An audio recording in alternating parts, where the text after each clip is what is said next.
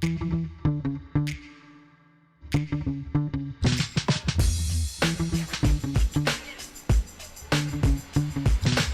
back to Relationships at Work, the leadership mindset guide to creating a workplace we love.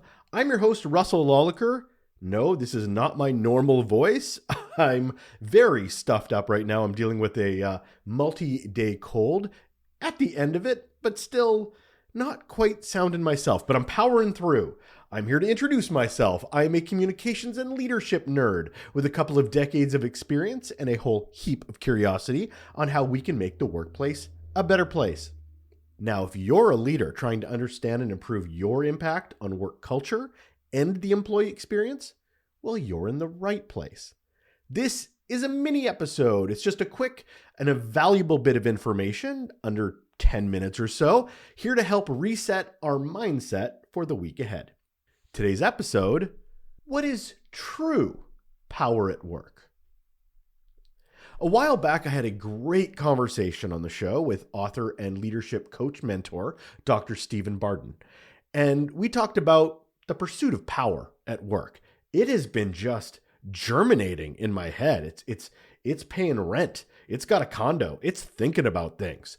It's really inspired me to think about power, what power actually is when it comes to work, and how important it is to define it for ourselves in the pursuit of it. Now, if you're a longtime listener on the show, you know definitions. It's a huge thing with me. So power is not getting off the hook here. So the word power is not getting off the hook here. Power can be positional, right? It's the type of power you have when you have a specific rank or title in an organization. Influential, that's another type of power. The ability to change how someone else thinks or behaves based on trust and relationships. Autonomy, that's one of my favorite types of power. That's the freedom to work in a way that suits us. Freedom is power. There are even rare instances where you can have all three or pieces of all three. Now, it's essential that when we think about what we are truly pursuing when it comes to power at work, what do we actually mean? Do any of those resonate with you that I just mentioned? What are we talking about? Which is the one we want for ourselves? How does it align with our values, our motivations? Now, curiosity is huge. I absolutely think it is a superpower. And curiosity as a leader is integral. But it's also not just in being curious about others. It's about being curious for ourselves and how and why we do things for us. It's part of our self-leadership too. As a leader, what is our path to happy? Is happiness power in your mind? Did I mention that part of this reflection should include defining happy? We have to define these things because it's different for all of us. Because what makes me happy may not make you very happy. So thinking further on the what kind of power am I pursuing vibe, here's some of the things or steps, as it were, to consider when coming up with an answer for ourselves. Okay. First off, values. We need to reflect on our values. And I stress the word our, not the organizations, not our families, not our partners, our values. We have to know for us, before we define success and power, what our values are. So we are on the right path for when we're trying to define power. Next up, define our goals. What are we trying to achieve here? What does success look like for us? Absolutely define it within the context of ourself, our teams, our organization, and values. Number 3, the third step, understand that there are different types of power. Now, what is the type that resonates with you, which has meaning for you? I mentioned positional, I mentioned influential, autonomy. We could have our own definitions of power that looks very different. It's all good. You just have to identify it. Speaking of identifying things, our next step is identifying our strengths. Knowing ourselves will really help us determine what works for us and where we need to focus on to reach the particular quote unquote power that we want to achieve. Do your strengths that you have align with the goals you're trying to achieve? Regardless of where they fit and how close they are, that's really good information to have. Next, number 5, if you're counting, consider your own leadership style and power alignment. So what if the power we want doesn't align with the leadership style we have or styles that we prefer? Maybe we have to learn new ones. Maybe we say, you know what, that type of power isn't for me based on my leadership style and what I would have to do to get the kind of power that I think I want. Number 6, it's that gap analysis time. It's assessing our situation and influence and understanding how close or far away it is from that goalpost. Where are we now? Where do we want to go? What's the gap between that we may need to overcome, or if it's even worth overcoming? Next, you're going to have to seek some feedback. You are not an island, and our self-awareness might only go so far. We have to ask our colleagues and our mentors for their thoughts, because they might be going, you know what? If you really reach this power that you think you want, and you might have a very small gap to overcome to get there, you're not that person. And here's all the reasons you're not that person. And you might be not the person to understand that. I heard a line the other day is, it's hard to read the label when you're inside the bottle.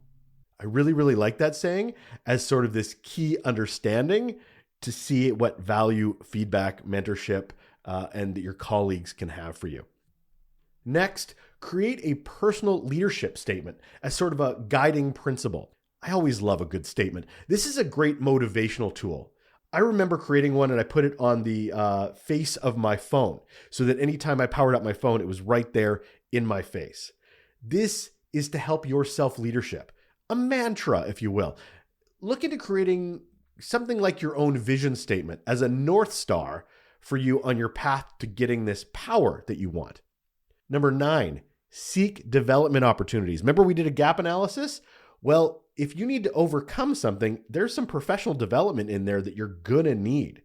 So we've done the strength analysis. We've done the gap analysis.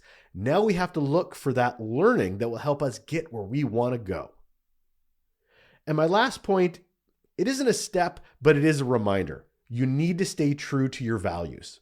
You have to. We can't give up who we are, what makes us great, for that power that we want to achieve.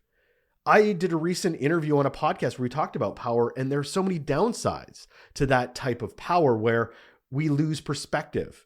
We lose attachment to the work and the value of the work because we're so busy serving up.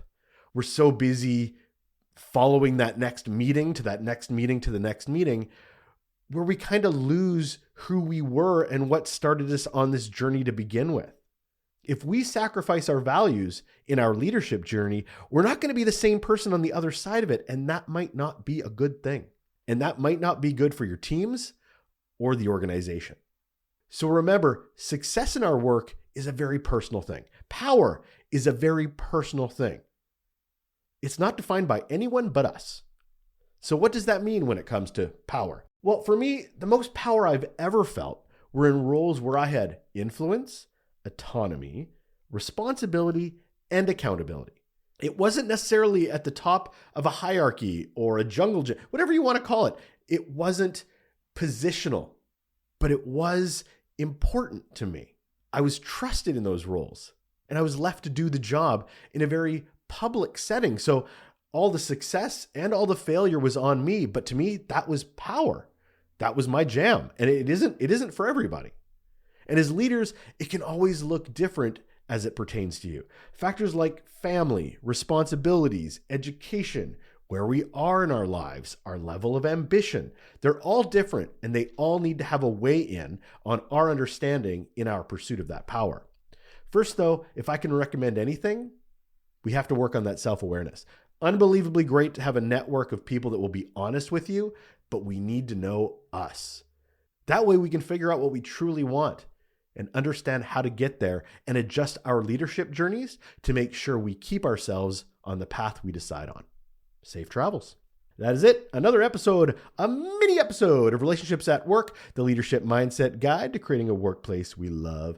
Thank you so much for joining me. I'm Russel Lolacher, as always, your host, trying to shift our mindsets to show up better every morning for our teams, for our organizations. And I know you prioritize it, or you wouldn't be here listening.